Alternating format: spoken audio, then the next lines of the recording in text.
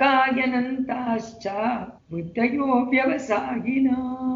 ಇಲ್ಲಿ ನಮಗೆ ಏಕ ಪ್ರಯೋಜನ ಭಗವದ್ ಆರಾಧನಾ ರೂಪದಲ್ಲಿ ಎಲ್ಲ ಕರ್ಮಗಳನ್ನ ಮಾಡುವುದು. ಕೈಂಕರ್ಯಕ್ಕೆ, ಭಗವಂತನ ಕೈಂಕರ್ಯಕ್ಕೆ ಸರ್ವಸ್ವವು. ಅರ್ಜುನ ಕುರುನಂದನ ನಿಷ್ಕಾಮ ಕರ್ಮಾನುಷ್ಠಾನ. ನಿಷ್ಕಾಮ ಅಂದ್ರೆ ಯಾವ ಆಸೆಯೂ ಇಲ್ಲದೆ ಕರ್ಮವನ್ನ ಏನ್ ಮಾಡ್ಬೇಕು ನಿತ್ಯ ನೈಮಿತ್ತಿಕವೋ ಆ ಕರ್ಮಗಳನ್ನ ಮಾಡ್ತಾ ಅದರಲ್ಲಿ ವ್ಯವಸಾಯಾತ್ಮಿಕ ಬುದ್ಧಿ, ಆತ್ಮಸ್ವರೂಪದ ವಿಷಯ ಕ್ಲಿಯರ್ ಆಗಿ ತಿಳ್ಕೊಂಡಿರುವಂತಹ ಬುದ್ಧಿ. ಅವ್ಯವಸಾಯಿನ ಅಂದ್ರೆ ಯಾಥಾತ್ಮ ನಿಶ್ಚಯ ಮಾಡ್ಕೊಂಡೇ ಇಲ್ಲ, ದೇಹ ಬೇರೆ ಆತ್ಮ ಬೇರೆ ಅದು ಗೊತ್ತಿಲ್ಲ. ಅಂತಹ ಬುದ್ಧಿ ಎಷ್ಟು ಅಂತ ಹೇಳಿದ್ರು ಅನೇಕ ವಿಧವಾಗಿದೆ, ಅದು ಎಣಸಕ್ಕೆ ಆಗೋಲ್ಲ ಅಂದ್ಬಿಟ್ಟ. ಇವರು ಏನ್ ಬರೀತಾರೆ ಅಂತ ಹೇಳಿದ್ರೆ, ಇದು ಈ ಶಾಸ್ತ್ರ ಕರ್ಮ ಅಂತಂದ್ರೆ ಇಲ್ಲಿ ಶಾಸ್ತ್ರಯುಕ್ತವಾದ ಕರ್ಮಗಳನ್ನೇ ಮನಸ್ಸಲ್ಲಿ ಇಟ್ಕೊಂಡಿರೋದ್ರಿಂದ ಕೃಷ್ಣ ಬೇರೆ ಏನು ಹೇಳೋದಿಲ್ಲ.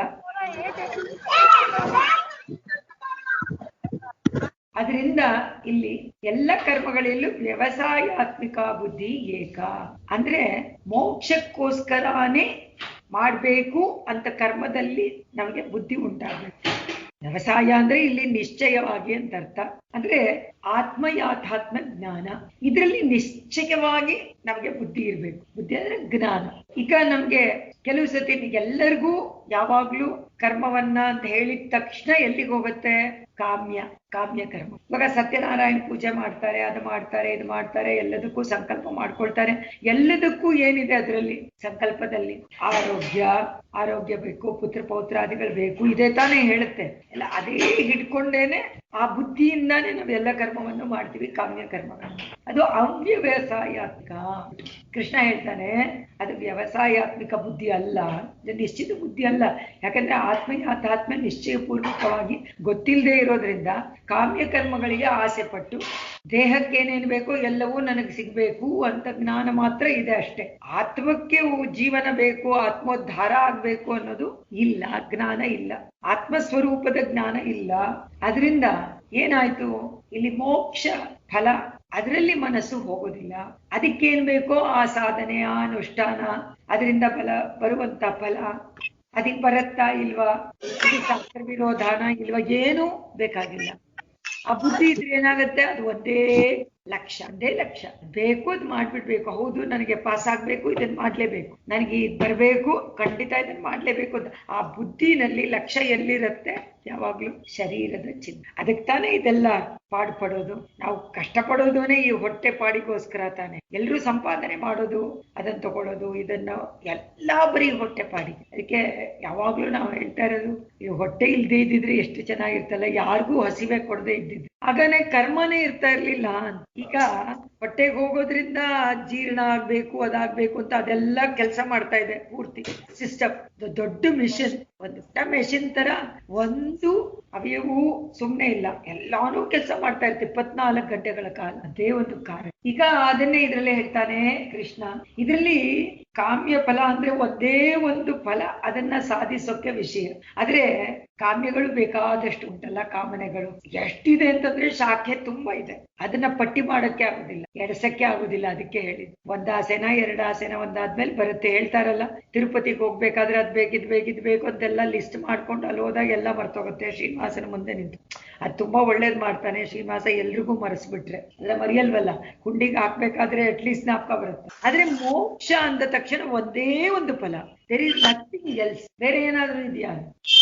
ಅದರಿಂದ ಮುಮುಕ್ಷುಗೆ ಒಂದೇ ಲಕ್ಷ್ಯ, ಮೋಕ್ಷ ಅನ್ನೋದು ಒಂದೇ ಒಂದು ಫಲ.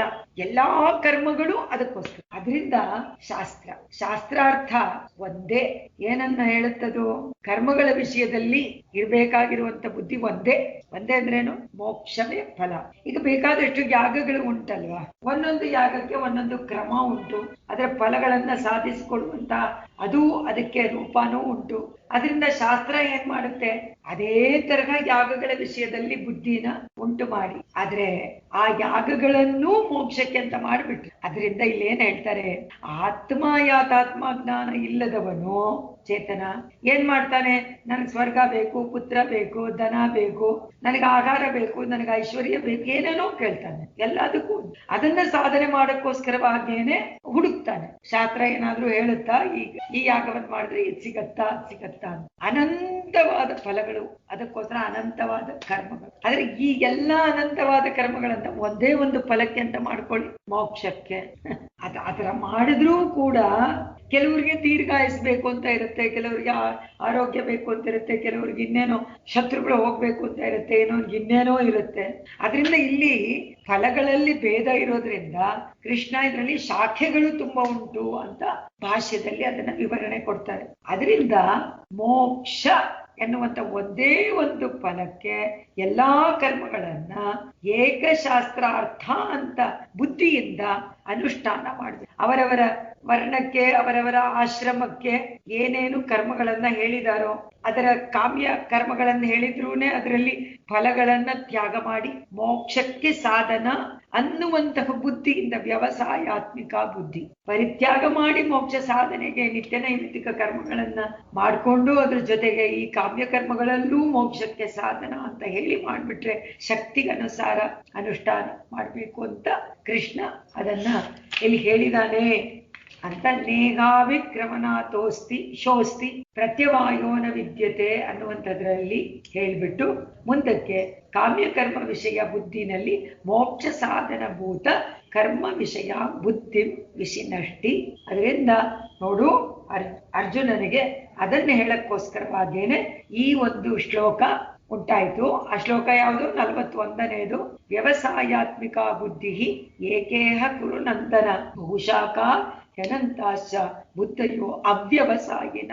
ಅದರಿಂದ ಕರ್ಮಗಳು, ಶುಭ ಕರ್ಮಗಳು ಬೇರೆ ಬೇರೆ ಫಲಕ್ಕೋಸ್ಕರ ಇರೋದ್ರಿಂದ, ಬಹುಶಾಖ ಫಲವೂ ಬೇರೆ ಬೇರೆ ವಿಧವಾಗಿರೋದ್ರಿಂದ ಅನಂತಾಹ ಭೂತಾಶಾಶ್ಚ ಅಂತ ಹೇಳಿ ಮೋಕ್ಷಕ್ಕೆ ಎಲ್ಲ ಫಲಗಳನ್ನ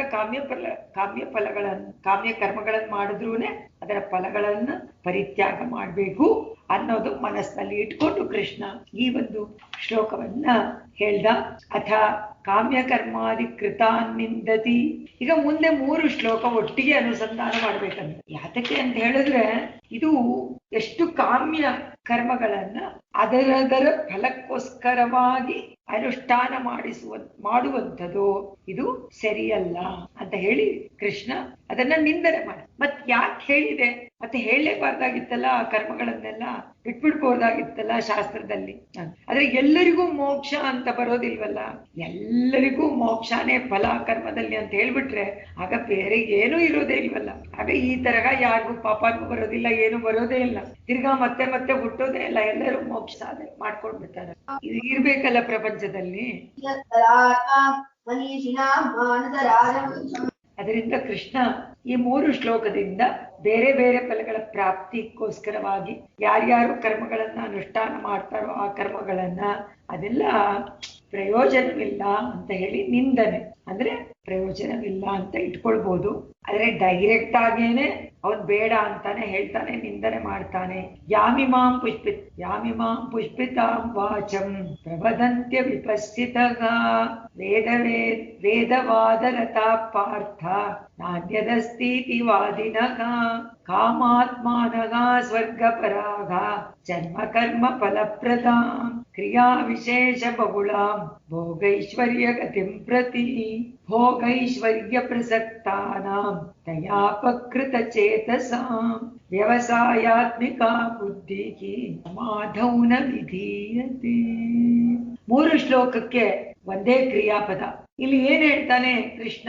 ಹೇ ಅರ್ಜುನ, ಯಾರು ಅಲ್ಪಜ್ಞರು ಅಂದ್ರೆ ಸ್ವಲ್ಪ ಜ್ಞಾನ ಇರುತ್ತೋ ಅವರು ವೇದವಾದರತ, ವೇದ ಅಂದ್ರೆ ಶಾಸ್ತ್ರಗಳು, ಕಾಮ್ಯ ಕರ್ಮಗಳನ್ನ ಹೇಳಿದೆ, ಅದರಲ್ಲಿ ಯಾರಿಗೆ ಆಸಕ್ತಿ ಉಂಟು. ನಾಣ್ಯದ ಸ್ಥಿತಿವಾದಿನ, ಆಕ್ಚುಲಿ ಈ ಐಹಿಕವಾದ ಫಲಗಳು, ಸ್ವರ್ಗ ಇದಕ್ಕಿಂತ ಹೆಚ್ಚಾದದ್ದು ಬೇರೆ ಇಲ್ಲ ಅಂತ ಕೆಲವರು ಹೇಳ್ತಾರೆ. ಅದನ್ನೇ ಫಲವಾಗಿ ಹೇಳಿರೋದು ಶಾಸ್ತ್ರದಲ್ಲಿ. ಅದಕ್ಕಿಂತ ಅಧಿಕವಾದದ್ದು ಮೋಕ್ಷ ಅನ್ನೋದೆಲ್ಲ ಇಲ್ವೇ ಇಲ್ಲ ಅಂತ ಹೇಳುವವರು ಇರ್ತಾರೆ. ಕೆಲವರು ಅದರಲ್ಲಿ ಆಸಕ್ತಿ ಉಳ್ಳವರು ಇರ್ತಾರೆ. ಇನ್ ಕೆಲವರು ಕಾಮಾತ್ಮಾನಃ, ಯಾವಾಗ್ಲೂ ಅದರಲ್ಲಿ ಆಸೆ, ಆಸೆ ಹಿಂದೆನೆ ಹೋಗುವಂಥವ್ರು. ಸ್ವರ್ಗ ಪರಾಗ, ಕೆಲವರಿಗೆ ಸ್ವರ್ಗದಲ್ಲಿ ಆಸೆ ತುಂಬಾ ಚೆನ್ನಾಗಿರುತ್ತೆ, ಏನು ಯಾವಾಗ್ಲೂ ಸುಖವಾಗಿರ್ಬೋದು, ಅದೇ ಮುಖ್ಯ ಅಂತ ಹೇಳುವಂತವ್ರು ಜನಗಳು. ಜನ್ಮ ಕರ್ಮ ಫಲಪ್ರದ, ಮತ್ತೆ ಕೆಲವರು ಈ ಜನ್ಮ ಕರ್ಮ ಇದೆಲ್ಲ ಇದೆ ಅಂತ ಒಪ್ಕೊಳ್ಳೋದೇ ಇಲ್ಲ, ಇದಕ್ಕೆಲ್ಲ ಫಲಗಳನ್ನ ಕೊಡುತ್ತೆ ಅನ್ನೋದನ್ನ ಆ ಜ್ಞಾನವೂ ಇರೋದಿಲ್ಲ.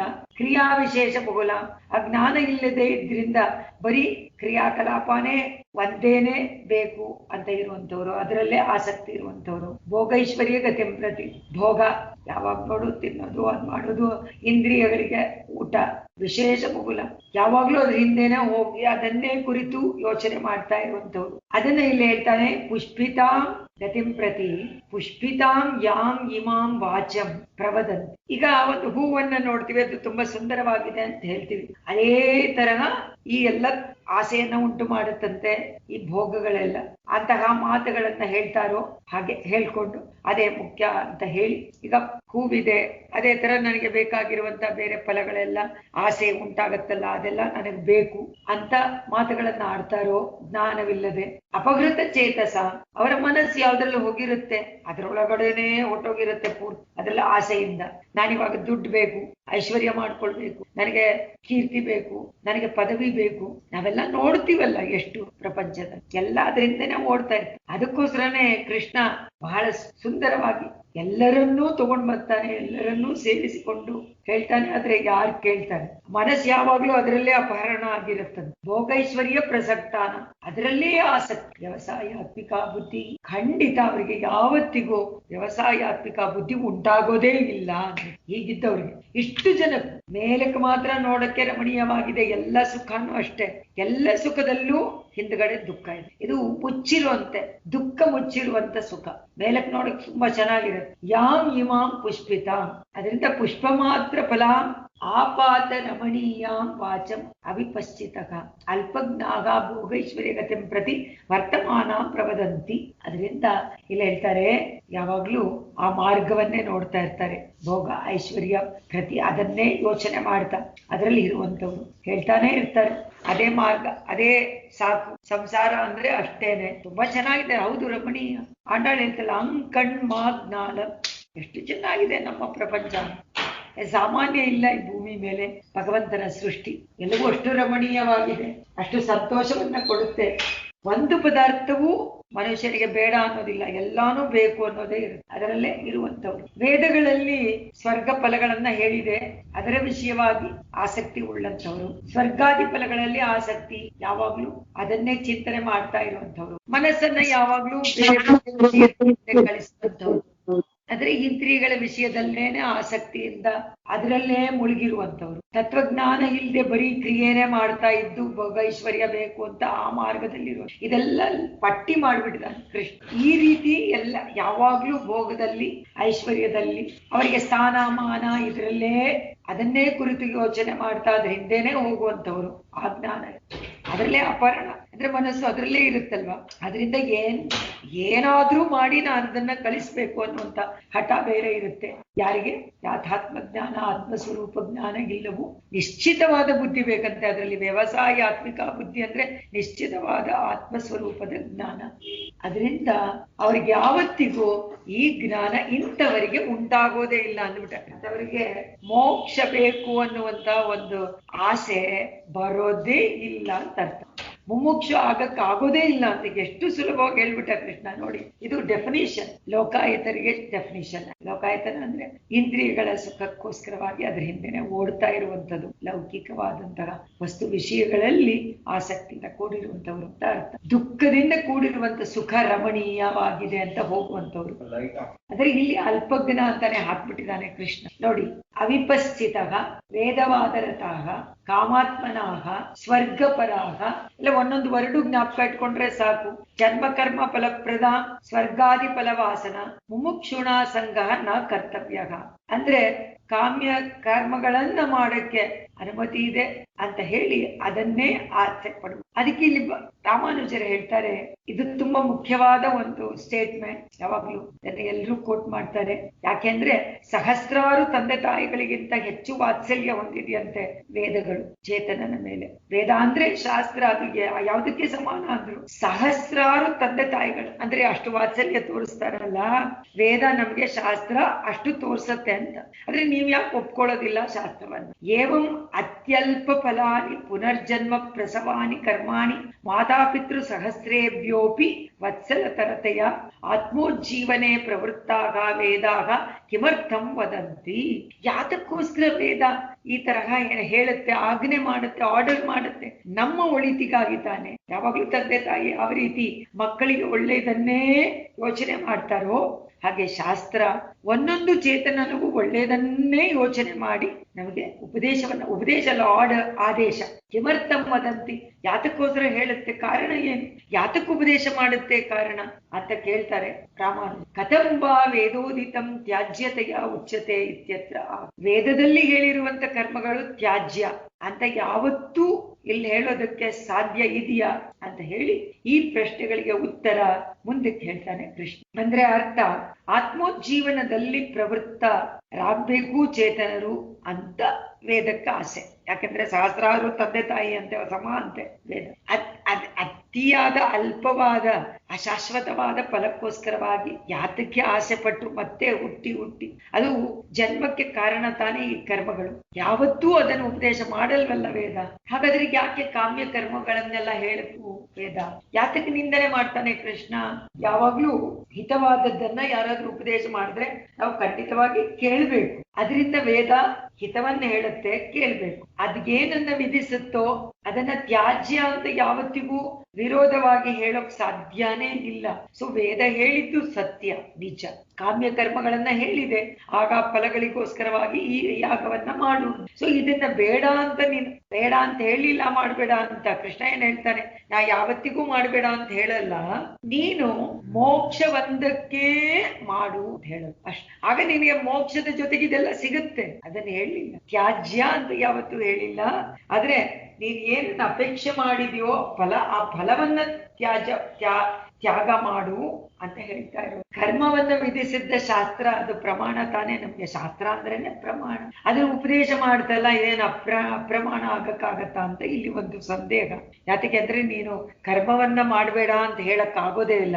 ಈಗ ನಿತ್ಯ ನೈಮಿತಿಕ ಗಣ ಸಂಧ್ಯಾ ವಂದನೆ ಮಾಡು ಅಂದ್ರೆ ಮಾಡ್ಲೇಬೇಕು. ಮಾಡ್ಬೇಡ ಅಂತ ಯಾವತ್ತಾದ್ರೂ ವೇದ ಮತ್ತೆ ಹೇಳುತ್ತಾ? ಖಂಡಿತ ಹೇಳೋದಿಲ್ಲ. ಅದು ವಿರೋಧವಾಗಿ ಯಾವತ್ತಿಗೂ ಹೇಳೋದಿಲ್ಲ. ಅದರಿಂದ ಇಲ್ಲಿ ಯಾರಿಗಾದ್ರೂ ಸಂದೇಹ ಉಂಟಾಗತ್ತಲ್ಲ ಅಂತ ಹೇಳಿ ಕೃಷ್ಣ ಹೇಗೆ ಒಂದು ಉದಾಹರಣೆ ಕೊಟ್ಟರೋ ಭಾಷೆಯಲ್ಲಿ ವೇದಶಾಸ್ತ್ರ ಸಾವಿರಾರು ಮಾತಾಪಿತೃಗಳಿಗೆ ಸಮಾನ ಅಂತ ಉಪಮಾನ ಕೊಟ್ಟು ಬಿಟ್ಟಾಗ ಎಲ್ಲಾ ಜನ್ಮಗಳಲ್ಲೂ ಅದು ಅನುವರ್ತಿಯಾಗಿ ಬಂದು ಅದು ಸಹಸ್ರ ಶಬ್ದ ಅಂತ ಅಲ್ಲಿ ಹೇಳಿರ್ಬಹುದು. ಅಂದ್ರೆ ವೇದಗಳು ಒಂದೊಂದೇ ಜನ್ಮಕ್ಕೆ ಹೇಳೋದೇ ಇಲ್ಲ, ಎಲ್ಲಾ ಪೂರ್ತಿಯಾಗಿ ಒಟ್ಟಾಗಿ ಎಲ್ಲರಿಗೂ ಸದಾ ಕಾಲ ಇರುವಂತದ್ದು ಶಾಸ್ತ್ರ. ಯಾವತ್ತಿಗೂ ಮೋಸ ಮಾಡುವುದಿಲ್ಲ. ಚೆನ್ನಾಗಿದೆ.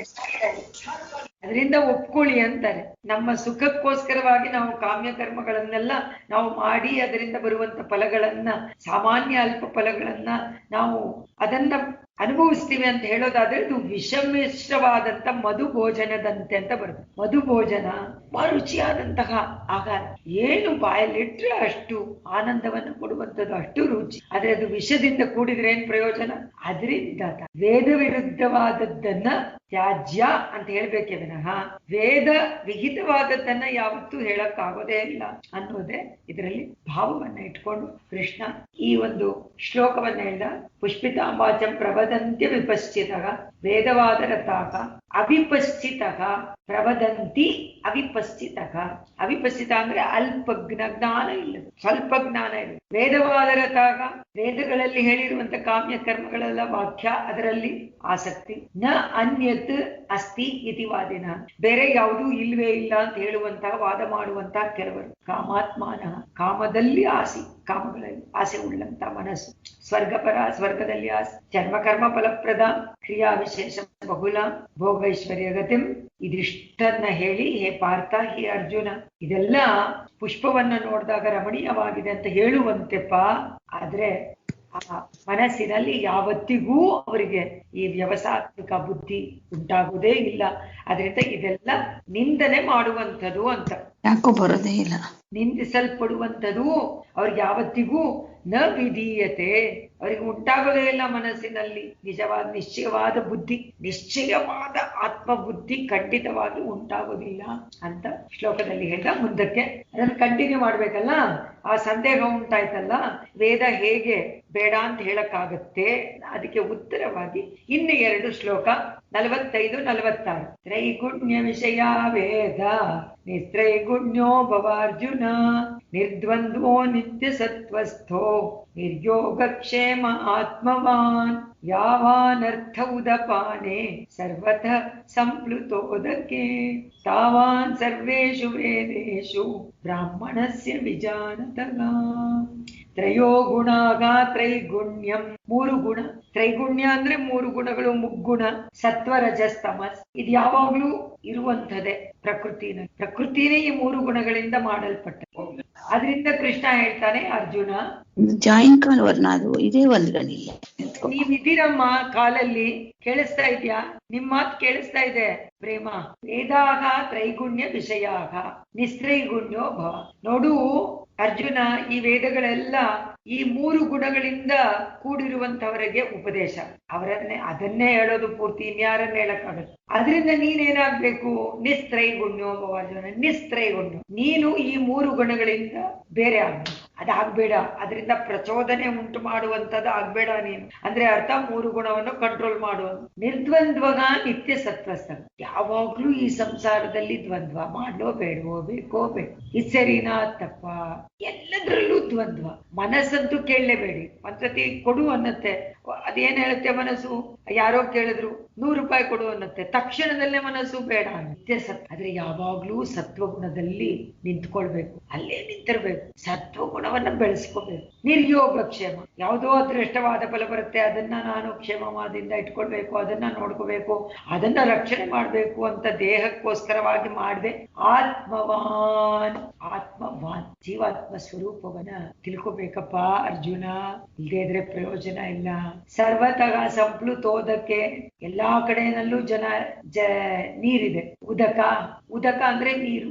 ಉದಪಾನೆ, ಪಾನೆ ಅಂದ್ರೆ ಪಾತ್ರೆ. ಉದಕ ಇರುವಂತ ಪಾತ್ರೆ ಅಂದ್ರೆ ಜಲ ಆಶಯ ಅಥವಾ ಸಾಗರ, ಏನೋ ಒಂದು ಎಲ್ಲೆಲ್ಲಿ ನೀರಿದೆಯೋ ಅದೆಲ್ಲ. ಯಾವಾನರ್ಥಗ, ಎಷ್ಟು ಪ್ರಯೋಜನವೋ ಒಬ್ಬನಿಗೆ ಅಷ್ಟು ತಾವಾನ್ ಸರ್ವೇಷು ವೇದೇಶು, ಸರ್ವೇಷು ವೇದೇಶು ಎಲ್ಲಾ ವೇದಗಳಲ್ಲೂ ವಿಜಾನತಃ ಬ್ರಾಹ್ಮಣಸ್ಯ ಯಾವಾನರ್ಥ ತಾವಾನ್. ವಿಜಾನತಃ ಅಂದ್ರೆ ತಿಳ್ಕೊಳ್ಳೋದು, ಜಾನತಃ ಆ ವಿವೇಕದಿಂದ ತಿಳ್ಕೊಳ್ಳುವಂತಹ ಬ್ರಾಹ್ಮಣನಿಗೆ ಯಾವಾನರ್ಥ ತಾವನ್, ಎಷ್ಟು ಪ್ರಯೋಜನವೋ ಅಷ್ಟೇ. ಅಂದ್ರೆ ಅರ್ಥ, ಯಾವಾಗ್ಲೂ ಸತ್ವಗುಣದಲ್ಲಿರು. ನಿನ್ನ ದೇಹದ ಯೋಗವೋ ಅದರದ ಕ್ಷೇಮವೋ ಅದರಲ್ಲಿ ಇರಬೇಡ. ಒಳಗಡೆ ಇರುವಂತ ಆತ್ಮದ ವಿಷಯವಾಗಿ ತಿಳ್ಕೊ. ಯಾತಕ್ಕೆ ಅಂತಂದ್ರೆ, ಎಷ್ಟು ನೀರ್ ಬೇಕು ಒಬ್ಬನಿಗೆ? ಎಲ್ಲಾ ಕಡೆನಲ್ಲೂ ನೀರು ಸಿಗತ್ತೆ. ಎಲ್ಲಾ ಕಡೆಯಲ್ಲೂ ನೀರಿದ್ದಾಗ ದೊಡ್ಡ ಸರೋವರ, ಅದರಲ್ಲಿ ಎಷ್ಟು ಪ್ರಯೋಜನ, ಅಷ್ಟನ್ನೂ ಒಂದು ಪ್ರಯೋಜನ ಮಾಡ್ಕೊಳಕ್ಕಾಗತ್ತಾ? ಆಗಲ್ಲ. ಅದೇ ತರಹ ಎಲ್ಲಾ ವೇದಗಳು ಇದೆ. ಆದ್ರೆ ವಿವೇಕ ಉಳ್ಳಂತವನು ಎಷ್ಟು ಪ್ರಯೋಜನಕ್ಕೆ ಎಷ್ಟು ಬೇಕೋ ಅಷ್ಟು ಮಾತ್ರ ಅವನಿಗೆ ಸಿಗತ್ತಲ್ವಾ? ಅಷ್ಟೇ ತಾನೇ ಅವನಿಗೆ ಸಿಗುವಂಥದ್ದು ಜಾಸ್ತಿ ಅಂತ ಹೇಳಿ ಕೃಷ್ಣನಿಗೆ ಅದರ ವಿಷಯವನ್ನು ಹೇಳಿ. ಅದರಿಂದ ವೇದ ಹೇಳೋದನ್ನು ಎಲ್ಲಾನು ಅದು ದೊಡ್ಡ ಎಲ್ಲಾ ಕಡೆನಲ್ಲೂ ನೀರಿರುವಂತೆ. ಆದ್ರೆ ಒಬ್ಬನಿಗೆ ನಿಜವಾಗಿ ಪ್ರಯೋಜನ ಎಷ್ಟು ಬೇಕೋ ಅಷ್ಟು ಮಾತ್ರ ತಗೊಳ್ಬೇಕು ಅಂತ ಅರ್ಥ.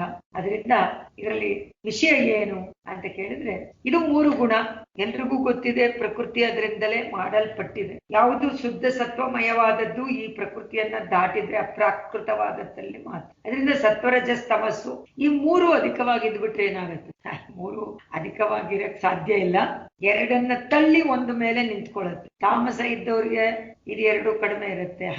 ಹಾಗಾದ್ರೆ ಯಾರನ್ನ ಕುರಿತಪ್ಪ ವೇದ ಹೇಳುತ್ತೆ ಅಂತ ಕೇಳಿದ್ರೆ, ವಿಷಯ ವೇದ ಅಂತ ಹೇಳ್ತೆ. ತ್ರೈಗುಣ್ಯ ವಿಷಯ ವೇದ, ವೇದಗಳು ಅಂತವರಿಗೆ ಉಪದೇಶ ಮಾಡುತ್ತೆ. ಈಗ ತಮಸ್ಸು ಅಧಿಕವಾಗಿದ್ರೆ ಕೆಲವರಿಗೆ ತಾಮಸ್ ಇರುತ್ತೆ, ಕೆಲವರಿಗೆ ರಜಸ್ ಇರುತ್ತೆ, ಕೆಲವರಿಗೆ ಸತ್ವಗುಣ ಅಧಿಕವಾಗಿರುತ್ತೆ. ಎಲ್ಲರಿಗೂ ಉಪದೇಶ ಮಾಡುತ್ತಂತೆ. 3 ಅಧಿಕವಾಗಿದ್ದವ್ರಿಗೂ ಮಾಡುತ್ತೆ, ಒಂದೊಂದು ಅಧಿಕವಾಗಿದ್ದವ್ರಿಗೂ ಮಾಡುತ್ತೆ ವೇದ. ಅದರಿಂದ ಅವರವರಿಗೆ ಏನೇನು ಆಸೆ ಉಂಟಾಗತ್ತೋ ಅದೆಲ್ಲದಕ್ಕೂ ವೇದಾನೇ ಉಪದೇಶ ಮಾಡುತ್ತೆ. ಈಗ ತಮಸ್ಸು ಒಬ್ಬರಿಗೆ ಜಾಸ್ತಿ ಇದೆ ಅಂದ್ಕೊಳ್ಳಿ, ತಾಮಸಿಕ, ಅವನೇನ್ ಮಾಡ್ತಾನೆ, ಅವ್ರಿಗೆ ಯಾವಾಗ್ಲೂ ಕೆಟ್ಟದೇ ಯೋಚನೆ, ಶತ್ರುಗಳು ಇದ್ದಾರೆ, ಅವ್ರನ್ನ ಹೇಗಾದ್ರೂ ಮಾಡಿ ನಿರಸನ ಮಾಡ್ಬೇಕು. ಅದಕ್ಕೂ ಒಂದು ವೇದ ಹೇಳಿದೆಯಲ್ಲ ಕರ್ಮವನ್ನ, ಆ ಯಾಗವನ್ನ ಮಾಡು, ಶತ್ರು ನಿರಸನವಾಗುತ್ತೆ. ರಜಸ್ಸು ತಮಸ್ಸು ಅದು ಜಾಸ್ತಿ ಇದ್ದವರು ಅಧಿಕಾರ.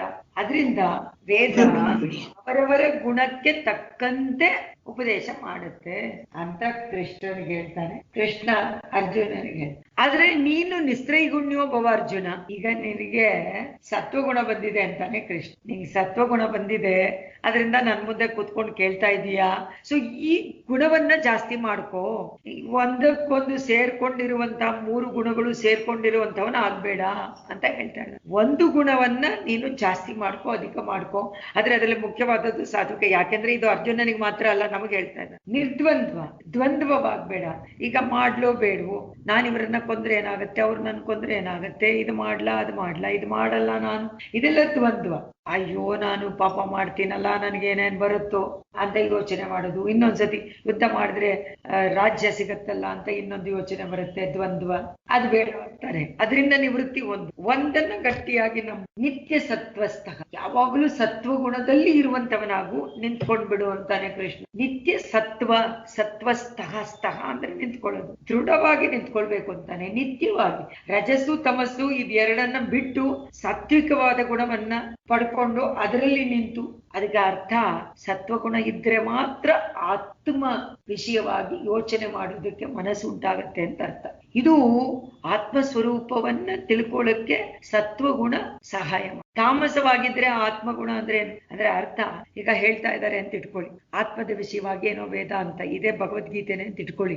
ತಾಮಸ ಗುಣ ಇದ್ರೆ ಏನಾಗತ್ತೆ ಗೊತ್ತಾ, ಅಯ್ಯೋ ಇವ್ರು ಏನೋ ಹೇಳ್ತಾ ಇದಾರೆ, ಏನೋ ಅರ್ಥ ಆಗಲ್ಲ, ನಿದ್ದೆ ಬರುತ್ತೆ. ಎಷ್ಟು ವಿವರಣೆ ಮಾಡಿದ್ರೂನೆ ಇದು ವೇದ ಅಂತ ಏನೋ ಅರ್ಥ ಆಗಲ್ಲ, ತಲೆಬೂಡ ಗೊತ್ತಾಗಲ್ಲ ಅಂತ ಹೇಳಿ. ತಾಮಸ ಇರೋನ್ಗೆ ನಿದ್ದೆ ಬರುತ್ತೆ, ರಾಜಸ ಇರೋನ್ಗೆ ಅಯ್ಯೋ ಇದೇನು ಅರ್ಥ ಆಗಲ್ವಲ್ಲಪ್ಪ, ಒಂದ್ಸತಿ ಹಿಂಗ್ ಹೇಳ್ತಾರೆ ಒಂದ್ಸತಿ ಹೇಳ್ತಾರೆ, ಇದಕ್ಕೆ ಕೇಳಿದ್ರೆ ಏನು ಪ್ರಯೋಜನ ಇಲ್ಲ ಅಂತ ಅನ್ಸತ್ತೆ. ಆದ್ರೆ ಸಾತ್ವಿಕ ಗುಣ ಇದ್ದವನಿಗೆ ಈ ಒಂದು ವಿಷಯದಲ್ಲಿ ಆಸಕ್ತಿ ಉಂಟಾಗತ್ತೆ. ಇನ್ನು ತಿಳ್ಕೊಳ್ಬೇಕಲ್ಲ, ಅಯ್ಯೋ ಇವ್ರು ಸರಿಯಾಗಿ ಹೇಳಲ್ಲ, ಬೇರೆಯವ್ರ ಹತ್ರ ಕೇಳೋಣ, ಅದನ್ನ ಓದೋಣ ಅಂತೆಲ್ಲ ಮನಸ್ಸು ಉಂಟಾಗತ್ತೆ. ಅಲ್ಲ ಸುಮ್ಮನೆ ಎಕ್ಸಾಂಪಲ್ ಹೇಳಿದೆ, ಎಲ್ಲರಿಗೂ ಅನ್ವಯಿಸೋದಕ್ಕಾಗಲ್ಲ.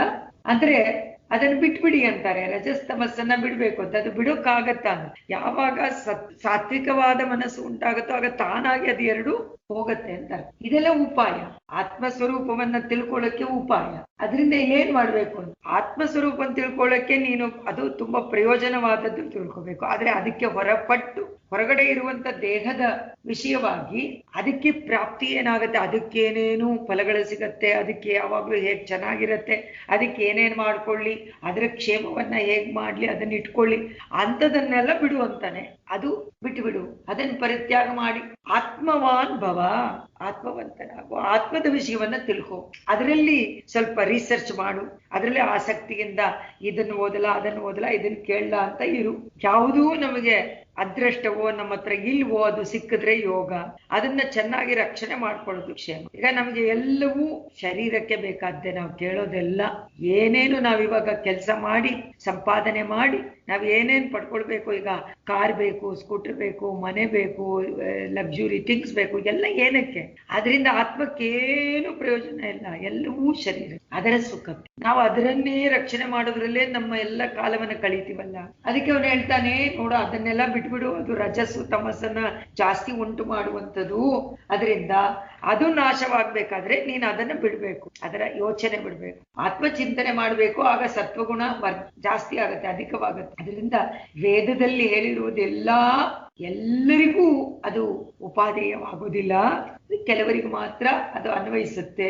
ಬೇರೆ ಬೇರೆ ಫಲಗಳು ವೇದಗಳು ಹೇಳುತ್ತೆ, ಕಾಮ್ಯ ಕರ್ಮಗಳನ್ನ ಹೇಳಿದೆ ಅಂತ. ಅದಕ್ಕೋಸ್ಕರ ಇಲ್ಲಿ ಒಂದು ಉದಾಹರಣೆ ಕೊಟ್ರು ಭಾಷ್ಯಕಾರರು. ಆ ಉದಾಹರಣೆಯನ್ನು ಕೃಷ್ಣ ಅದನ್ನೇ ಹೇಳ್ತಾನೆ, ಯಾವಾನರ್ಥ ಉದಪಾನೆ ಸರ್ವತಃ ಸಂಪ್ರದೋದಕ್ಕೆ, ಎಲ್ಲಾ ಕಡೆನಲ್ಲೂ ನೀರಿರ್ಬೇಕಾದ್ರೆ ಅಂತ. ಈಗ ಜಲಾಶಯದಲ್ಲಿ ತುಂಬಾ ಇದೆಪ್ಪ ನೀರು, ಆದ್ರೆ ನನಗೆ ಬಾಯಾರಿಕೆ ಆಗಿದೆ, ನನಗೆ ಎಷ್ಟು ಬೇಕು, ನನಗೊಂದು ಬೊಗಸೆ ನೀರಾದ್ರೆ ಸಾಕು, ಒಂದು ಲೋಟ ನೀರಾದ್ರೆ ಸಾಕು, ಬಾಯಾರಿಕೆ ಹೊಟ್ಟೋಗುತ್ತೆ. ಅಷ್ಟು ತಾನೇ ಪ್ರಯೋಜನ, ಅಷ್ಟೇ ಪರಿಗ್ರಹ ಮಾಡಕ್ಕಾಗೋದು ನನ್ನ ಕೆಪಾಸಿಟಿ, ನನಗೆ ಬೇಕಾಗಿಲ್ಲ ಜಾಸ್ತಿ, ತುಂಬಾ ಇದೆ. ಹಾಗೆ ಎಲ್ಲಾ ವೇದಗಳಲ್ಲೂ ಯಾರಿಗೆ ಮೋಕ್ಷ ಪ್ರಾಪ್ತಿಗೋಸ್ಕರವಾಗಿ ಅಧಿಕಾರವಿದೆಯೋ ಅವರಿಗೆ ಅದು ಮೋಕ್ಷಾರ್ಥಿಗೆ ಮೋಕ್ಷ ಸಾಧನವಾಗತ್ತೆ ಮಾತ್ರ. ಅಷ್ಟು ಮಾತ್ರ ನಾವು ತಿಳ್ಕೊಬೇಕೇ ವಿನಃ ಎಲ್ಲಾನು ಎಲ್ಲಾರಿಗೂ ಬೇಕು ಅಂತ ಇಲ್ಲ. ಯಾಕಂದ್ರೆ ಎಲ್ಲಾನು ಯೂಸ್ ಮಾಡ್ಕೊಳಕ್ಕಾಗಲ್ವಲ್ಲ, ಅದಕ್ಕೆ ಜಲಾಶಯವನ್ನ ಕೊಟ್ಬಿಟ್ರು. ಇಲ್ಲಿ ಎಲ್ಲಾ ಕಡೆನೂ ಜಲ ಇದೆ, ನಿನಗೆ ಆಗತ್ತಾ ಉಪಯೋಗ ಮಾಡ್ಕೊಳಕ್ ಆಗಲ್ವಲ್ಲ. ಹಾಗೆ ವೇದ ಅನ್ನೋದು ಸಾಮಾನ್ಯ ಅಲ್ಲ, ತುಂಬಾ ದೊಡ್ಡ ಜಲಾಶಯ. ಆದ್ರೆ ನಿನ್ನ ಬಾಯಾರಿಕೆ ಎಷ್ಟಿದೆಯೋ, ನಿನ್ನ ಅಧಿಕಾರ ಎಷ್ಟಿದೆಯೋ ಅಷ್ಟು ಮಾತ್ರ ಅದರಿಂದ ಉಪಯೋಗವಾಗತ್ತೆ. ಅದನ್ನ ಗ್ರಹಿಸ್ಬೇಕೇ ವಿನಃ ಅದನ್ನ ಮಿಕ್ಕಿದ್ದನ್ನ ಪರಿಗ್ರಹ ಮಾಡಿ ಆ ಜನಗಳು ತಾಮಸ ಯಾರಿಗಿದೆ, ರಾಜಸ ಯಾರಿಗಿದೆ, ಸಾತ್ವಿಕ ಯಾರಿದೆ, 3 ಯಾರಿಗಿದೆ, 2 ಯಾರಿಗಿದೆ, ಇವ್ರಿಗೆಲ್ಲರಿಗೂ ಅದು ಉಂಟು. ಅದರಿಂದ ಸರ್ವೇಶು ಚ ವೇದೇಶು ಅಂದ್ರೆ ಇಲ್ಲಿ ಏನ್ ಹೇಳ್ತಾರೆ, ವೈದಿಕಸ್ಯ ಮುಮುಕ್ಷೋಹೋ ಬ್ರಾಹ್ಮಣಸ್ಯ ವಿಜಾನತಃ.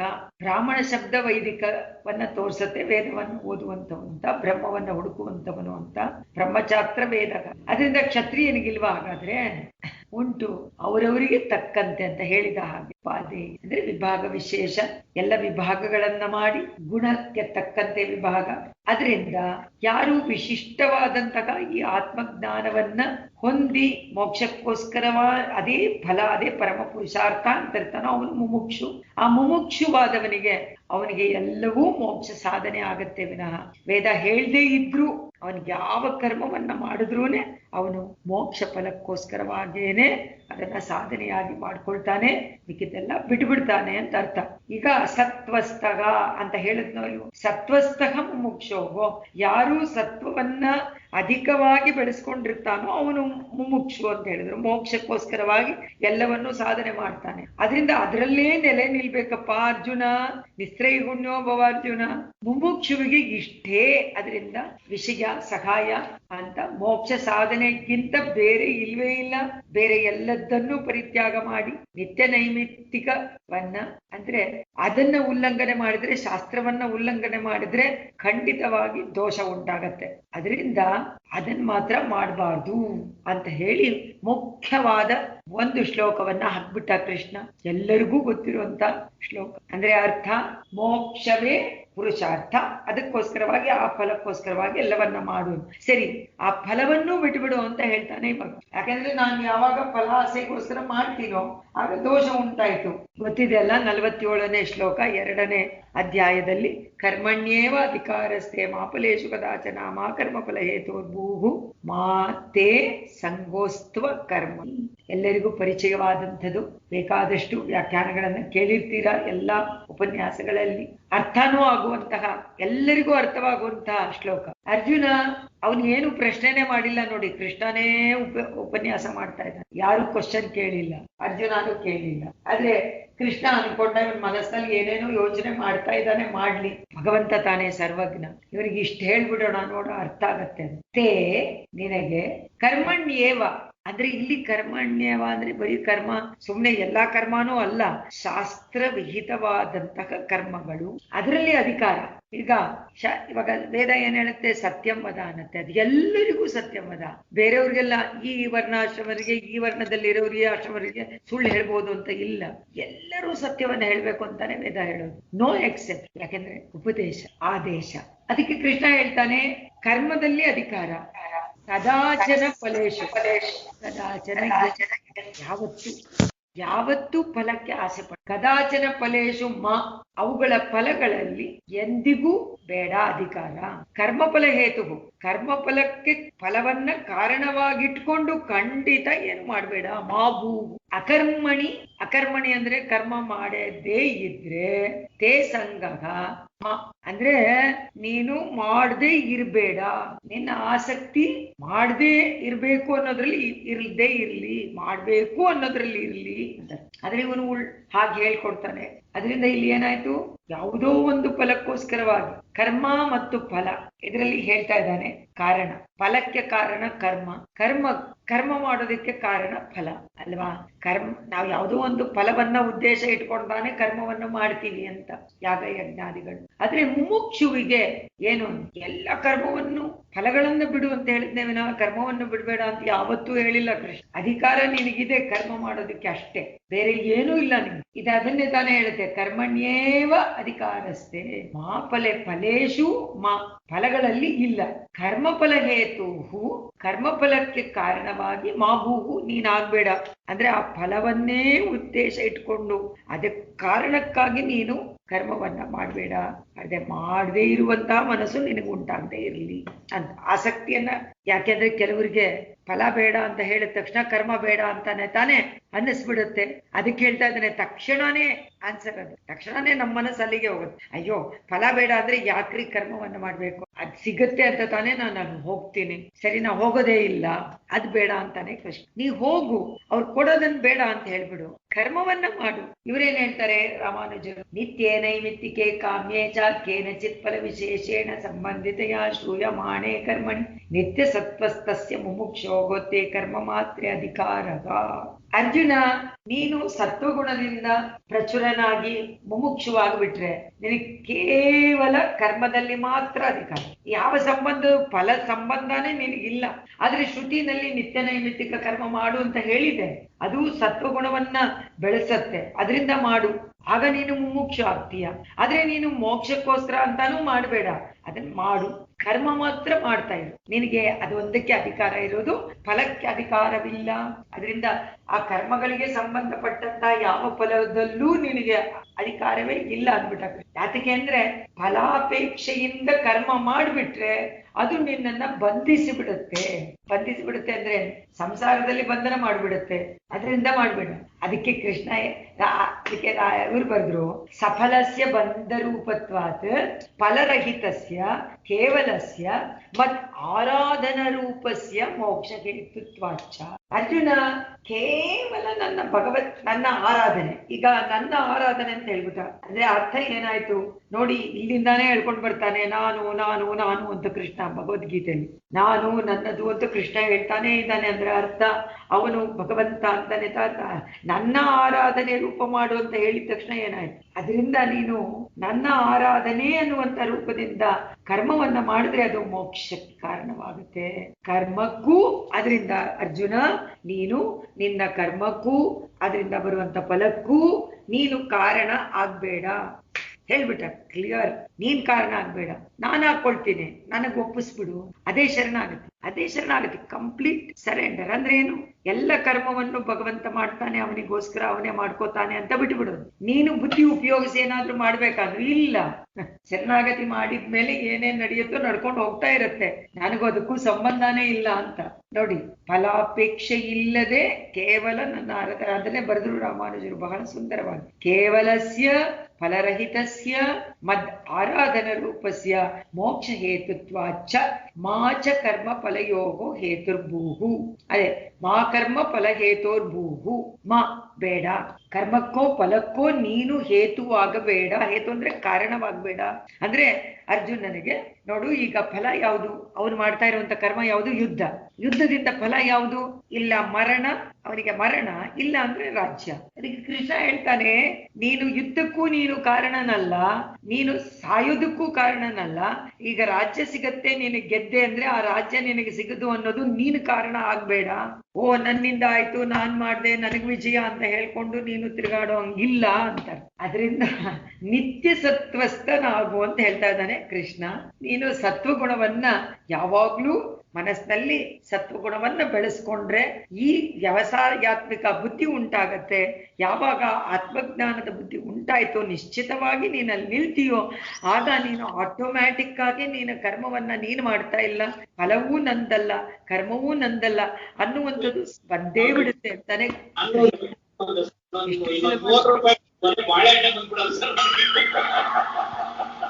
ಎಷ್ಟು ಸುಲಭವಾಗಿ ಅರ್ಥ ಮಾಡ್ಕೊಳ್ಬಹುದು ಅಂತ.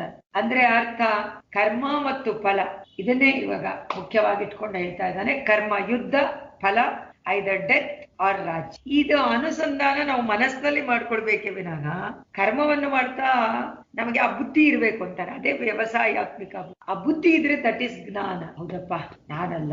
ಈಗ ಏನಾಗತ್ತೆ, ನನಗೆ ಫಲ ಇಲ್ಲ, ಫಲವನ್ನ ತ್ಯಾಗ ಮಾಡು ಅಂತ ಹೇಳಿದ ತಕ್ಷಣ ನಾನು ಯಾಕೆ ಮಾತ್ರ ಮಾಡ್ಬೇಕು, ಕರ್ಮವನ್ನ ಯಾಕೆ ಮಾಡ್ಬೇಕು? ಬೇಡ, ನೀ ಕರ್ಮ ಫಲವನ್ನು ಬಿಟ್ಬಿಡು ಅಂದ್ರೆ ನಾನು ಕರ್ಮನೂ ಬಿಟ್ಬಿಡ್ತೀನಿ ಅಂದ್ರೆ ಬೇಡ ಅಂತಾನೆ ಕೃಷ್ಣ. ಅದು ತಪ್ಪಾಗತ್ತೆ ಅರ್ಜುನ. ಅದನ್ ಮಾಡ್ಬೇಡ. ನಾ ಯುದ್ಧ ಮಾಡೋದಿಲ್ಲ ಅನ್ನೋದನ್ನ ನೀನು ಹೇಳಕ್ ಆಗೋದಿಲ್ಲ. ನಾ ಏನ್ ಹೇಳ್ತೀನಿ ಗೊತ್ತಾ, ಯುದ್ಧ ಮಾಡು, ಆದ್ರೆ ಸಂಘ ಬೇಡ. ನಿನ್ನ ಸಂಘ ಯುದ್ಧಕ್ಕೆ ಬೇಡ. ನಾನು ಇವಾಗ ಪರೀಕ್ಷೆ ಬರೀತೀನಿ ಅಂತ ಅನ್ಕೊಂಡ್ರೆ ಪರೀಕ್ಷೆ ಬರೀತೀನಿ ಅಂತ ನೀನ್ ಅನ್ಕೋಬೇಡ. ಭಗವಂತ ಹೇಳಿದಾನೆ ಬರಿಬೇಕು, ನಾನ್ ಬರೀತಾ ಇಲ್ಲ. ಇದರಿಂದ ನಾನ್ ಪಾಸ್ ಆಗ್ತೀನೋ ಫೇಲ್ ಆಗ್ತೀನೋ ಎಲ್ಲ ಅವನಿಗೆ ಬಿಟ್ಟಿದ್ದು, ಫಲಾನು ನನಗ್ ಬೇಡ. ಅದು ಯಾವಾಗ ಆಗತ್ತೆ? ಅದು ಆಗದೇ ಇಲ್ಲ. ಅದು ಖಂಡಿತ ಪ್ರಪಂಚದಲ್ಲಿ ಅದು ಸಾಧ್ಯ ಇಲ್ಲ. ಈಗ ನಾವೆಲ್ಲ ಆಫೀಸಲ್ಲಿ ಹೋಗಿ ಕೆಲಸ ಮಾಡಿದ್ ಏನಕ್ಕೆ? ದುಡ್ಡು ಸಿಗತ್ತೆ ಅನ್ನೋದು ಒಂದಕ್ಕೆ ತಾನೆ, ಬೇರೆ ಏನಕ್ಕೂ ಇಲ್ಲ. ಸಾಮಾನ್ಯವಾದ ಕೆಲಸದಲ್ಲಿ ಬೇರೆ ಏನು ಸಿಗೋದಿಲ್ವಲ್ಲ. ಏನೋ ಅವರು ರಿಸರ್ಚ್ ಮಾಡ್ತಾರೆ, ಏನೋ ಅದನ್ನ ಫೈಂಡ್ ಔಟ್ ಮಾಡ್ತಾರೆ, ಅವರಿಗೆ ಕೀರ್ತಿ ಬರುತ್ತೆ, ಯಶಸ್ಸು ಸಿಗತ್ತೆ, ಏನೋ ಅದರಿಂದ ಪ್ರಪಂಚಕ್ಕೂ ಪ್ರಯೋಜನವಾಗತ್ತೆ ಅಂದ್ರೆ ಓಕೆ. ಇಲ್ಲದ್ರೆ ಸುಮ್ನೆ ಕೆಲಸ ಮಾಡೋರ್ಗೆ ಏನಪ್ಪ ಆಸೆ? ಏನೂ ಇಲ್ಲ. ಬರೀ ದುಡ್ಡು ಕೊಡ್ತಾರ, ಬಿಟ್ರೆ ಕೊಟ್ರೆ ಹೋಗೋದು, ಇಲ್ಲ ಅಂದ್ರೆ ಇಲ್ಲ. ಇವ್ರು ಜಾಸ್ತಿ ಕೊಡ್ತಾರೆ, ಅಲ್ಲೋಗಿ ಕೆಲಸ ಮಾಡು. ಹಂಗೆ ತಾನೇ ನಾವು ಕರ್ಮವನ್ನ ಮಾಡ್ಕೊಂಡು ಬರ್ತಾ ಇದ್ವಿ. ಆದ್ರೆ ಆ ಕರ್ಮವನ್ನು ಹೇಳಲೇ ಇಲ್ಲ. ಇಲ್ಲಿ ಹೇಳ್ತಾ ಇರೋದೆಲ್ಲ ಯಜ್ಞ ಯಾಗಾದಿಗಳು. ಅದು ಏನಕ್ಕೋಸ್ಕರ? ಒಂದು ಆಯಸ್ಸಿಗೋಸ್ಕರ ಆಯುಷ್ಯ ಹೋಮ, ಇನ್ನೊಂದು ಆರೋಗ್ಯಕ್ಕೋಸ್ಕರವಾಗಿ ಮಾಡುವಂತಹ ಯಜ್ಞ ಯಾಗಾದಿಗಳು, ದುಡ್ಡಿಗೋಸ್ಕರ ಮಾಡುವಂಥದ್ದು ಇಲ್ಲೆಲ್ಲ. ಅದೆಲ್ಲ ಅದನ್ನೇ ಮುಖ್ಯವಾಗಿ ಉದ್ದೇಶವಾಗಿ ಇಟ್ಕೊಂಡಿದ್ದಾನೆ. ಕರ್ಮ ಅಂದ್ರೆ ಅದು. ಅದರಿಂದ ಮುಮುಕ್ಷು ಆದವನಿಗೆ, ಮುಮುಕ್ಷು ಅಂದ್ರೆ ಈಗ ತಾನೇ ಹೇಳ್ಬಿಟ್ನೋ ಇಲ್ವೋ, ಸತ್ವಸ್ಥನಾಗಿ ಮೋಕ್ಷವೇ ಪರಮ ಪುರುಷಾರ್ಥ ಅಂತ ನಿಶ್ಚಯ ಮಾಡಿಕೊಂಡು ನಿಶ್ಚಯ ಬುದ್ಧಿಯಿಂದ ಯಾರು ಕರ್ಮಗಳನ್ನ ಮಾಡ್ತಾನೋ, ಅದು ಅದರಲ್ಲಿ ಸಂಘವಿಲ್ಲದೆ ಮಾಡ್ತಾನೋ, ಫಲಾಪೇಕ್ಷೆ ಇಲ್ಲದೆ ಮಾಡ್ತಾನೋ, ಆಗ ನಿತ್ಯ ನೈಮಿತ್ಯ ಕರ್ಮಗಳನ್ನ ಮಾಡೋದ್ರಲ್ಲಿ ದೋಷ ಇಲ್ಲ. ಅದರ ಫಲಗಳನ್ನ ತ್ಯಾಗ ಮಾಡೋದ್ರಿಂದ ಏನಾದ್ರೂ ಸಿಗತ್ತಾ? ಏನು ದೋಷ ಉಂಟಾಗೋದಿಲ್ಲ. ಫಲಗಳ ಪರಿತ್ಯಾಗ ಮಾಡೋದ್ರಿಂದ ಅಯ್ಯೋ ನೀನು ಬಿಟ್ಬಿಟ್ಟಿಲ್ಲ, ನೀನು ತುಂಬಾ ಒಳ್ಳೇದು, ಯಾಕಂದ್ರೆ ಮುಮುಕ್ಷು ತಾನೇ ನೀನು, ಅದರಿಂದ ಫಲಾಪೇಕ್ಷೆಯೇ ಬೇಡ. ಈಗ ಅವನನ್ನ ನೀನು ಮಾತೆ ಸಂಗೋಸ್ತ್ವ ಅಕರ್ಮಣಿ ಅಂತ ಹೇಳ್ದ, ಮಾಡ್ಬೇಡ ಅಂತ ಹೇಳ್ದ. ಆಮೇಲೆ ಇನ್ನೊಂದು ಹೇಳ್ದ, ನೀನು ಕಾರಣವಾಗ್ಬೇಡ ಕರ್ಮಕ್ಕೂ ಫಲಕ್ಕೂ ಅಂತ ಅಲ್ವಾ. ಈ ತರ ಹೇಳ್ಬಿಟ್ರೆ, ಕಾರಣವೇ ಇಲ್ಲ ಅಂದ್ಬಿಟ್ರೆ ಹೇಗಾಗತ್ತೆ? ಎಲ್ಲದಕ್ಕೂ ಕಾರಣ ಇದ್ದೇ ಅಲ್ವಾ, ಕಾರಣ ಇದ್ದೇ ತಾನೇ ಕರ್ಮವನ್ನ ಮಾಡೋದು. ಹಾಗಾದ್ರೆ ಇದು ಬೇರೆ ತರಹ ಒಂದು ಧರ್ಮಕ್ಕೆ ಹೊಟ್ಟೋಗತ್ತಲ್ಲ. ಚಾರ್ವಾಕರಂತೆ ನೀನ್ ಎಲ್ಲ ಇರೋದೇ ಅದಕ್ಕೆ ನೀನ್ ಮಾಡ್ಕೊಂಡು ಹೋಗು, ಇದರಿಂದ ಬೇರೆ ಕಾರಣ ಇಲ್ವೇ ಇಲ್ಲ ಅಂತ ಹೇಳ್ತಾರೆ. ಯಾವುದಕ್ಕೂ ಏನು ಕಾರಣ ಇಲ್ಲ, ನೀವು ಹೇಗೆ ನಡ್ಕೊಂಡು ಹೋಗ್ತಿರೋ ನಡ್ಕೊಂಡು ಹೋಗ್ತಾ ಇರಿ ಅಂತ ಈ ಜಗತ್ತಿನ. ನಿರ್ಹೇತುಕ ಅಂದ್ರೆ ಕಾರಣವಿಲ್ಲದ್ದು, ನಿರ್ಹೇತುಕತ್ವ. ಅದರಿಂದ ಉಪಾಯಕ್ಕೆ ಅಡ್ಡಿ ಬರುತ್ತಲ್ಲ, ಪ್ರಯೋಜನವನ್ನೇ ಆಗೋದಿಲ್ವಲ್ಲ. ಇವಾಗ ನಾನು ಮೋಕ್ಷ ಬೇಕು ಅಂತ ಸಾಧನೆ ಮಾಡ್ಬೇಕಾದ್ರೆ ಶರಣಾಗತಿ ಮಾಡ್ತೀನಿ, ಇಲ್ಲ ಭಕ್ತಿ ಮಾಡ್ತೀನಿ, ಇಲ್ಲ ಏನೋ ಒಂದು ಮಾಡ್ತೀನಿ ಅಂತಾದ್ರೆ ಅವಾಗ ಅದು ತಪ್ಪಾಗತ್ತಲ್ಲ. ಅದರಿಂದ ಪ್ರಯೋಜನವಾಗೋದಿಲ್ವಲ್ಲ, ಕಾರಣವೇ ಇಲ್ಲ. ಅದೇ ಇಲ್ದಂತಾಗೋಯ್ತಲ್ಲ. ಅದು ಕಾರಣವಿಲ್ಲದೆ ಎರಡನ್ನೂ ಸರ್ವೇಶ್ವರನಾದ ಭಗವಂತನಲ್ಲಿ ಸಮರ್ಪಣೆ ಮಾಡ್ಬೇಕು, ಕಾರಣ ಅಲ್ಲಿಗೆ ಹಾಕ್ಬಿಡ್ಬೇಕು ಅಂತ ಹೇಳ್ತಾನೆ. ಆದ್ರೆ ಒಂದೊಂದು ಕಾರ್ಯಕ್ಕೂ ಕಾರಣ ಇದ್ದೇ ಇದೆ. ಅದು ಒಂದು ಕಾರಣ ಆಗ್ಬೋದು, ಅನೇಕ ಕಾರಣಗಳಾಗ್ಬೋದು. ಅದರಿಂದ ಒಬ್ಬನನ್ನೇ ಆ ಕರ್ಮಕ್ಕೂ ಆ ಕಾರಣಕ್ಕೂ ಅನ್ವಯಿಸಿಕೊಳ್ಬಾರ್ದು ಅಂತ ಇದು ಸಾರಾಂಶ ಟೋಟಲ್. ಅದನ್ನ ಭಾಷೆಕಾರ ಹಾಗೆ ಏನು ಸಾರಾಂಶ? ಇತಿ ಯತ್ರ ಯಾಭಿಹಿತಂ ನ ತತ್ರತೆ ಸಂಗೋಸ್ತು ಉಕ್ತೇನ ಪ್ರಕಾರೇಣ ಯುದ್ಧಾದಿ ಕರ್ಮಣ್ಯೇವ ಸಂಗೋಸ್ತ್ವಿತ್ಯರ್ಥಃ.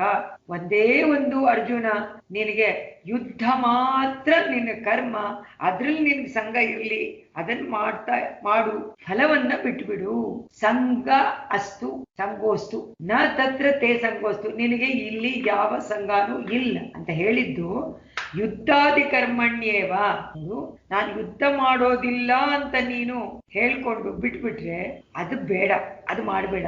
ನೀನು ಯುದ್ಧ ಎನ್ನುವಂತ ಕರ್ಮವನ್ನ ನೀವ್ ಮಾಡ್ಲೇಬೇಕು, ಅದು ಮಾತ್ರ ಮಾಡು, ನಿನಗೆ ಅಧಿಕಾರ ಇದೆ. ಅದರಿಂದ ಏನಾಗತ್ತೆ ಅನ್ನೋದನ್ನ ಯೋಚನೆ ಮಾಡಬೇಡ, ಫಲ ಏನು ಅನ್ನೋದನ್ನ ಚಿಂತನೆನೇ ಮಾಡಬೇಡ, ಬಿಟ್ಬಿಡು ಅಂತ ಹೇಳಿ ಇದನ್ನ ಹೇಳ್ತಾನೆ. ನೀವೇ ಅದರಿಂದ ನಿನ್ನ ಕರ್ಮವನ್ನ ಮಾಡ್ತಾ ಇದ್ದೀನಿ ಅಂತ ಅನ್ಕೊಂಡ್ರುನೇ ದೋಷ ಏನಾಗಲ್ಲ ಅಂತ, ದೋಷ ಬರೋದಿಲ್ಲ. ಅದರಿಂದ ಕರ್ಮಣ್ಯೇವ ಅಧಿಕಾರಸ್ಥೆ ಅನ್ನೋದನ್ನ ಹೇಳಿ ಮುಂದಕ್ಕೆ ಕೃಷ್ಣ ಕರ್ಮಕ್ಕೂ ಫಲಕ್ಕೂ ಕಾರಣ ಬಿಟ್ಬಿಡು ಅಂತ ಹೇಳಿ ಈಗ ನೆಕ್ಸ್ಟ್ ಏತದೇವ ಸ್ಫುಟೀಕರಣ ಕ್ಲಾರಿಫೈ ಮಾಡ್ತಾನೆ ಕೃಷ್ಣ, ಕ್ಲಾರಿಫಿಕೇಶನ್ ಮಾಡ್ತಾನೆ 48ನೇ ಶ್ಲೋಕದಲ್ಲಿ. ಇದು ನೆಕ್ಸ್ಟ್ ವೀಕ್. ೇಂದ್ರಾಯ ಮಹನೀಯ ಗುಣಾಬ್ದಯೇ ವಸುದೇವ ತನೂಜಾಯ ವಾಸುದೇವಾಯ ಮಂಗಳಂ. ಮಂಗಳಾಶಾಸ್ತ್ರ ಪರೈ ಮದಾಚಾರ್ಯ ಪುರೋಗಮೈ.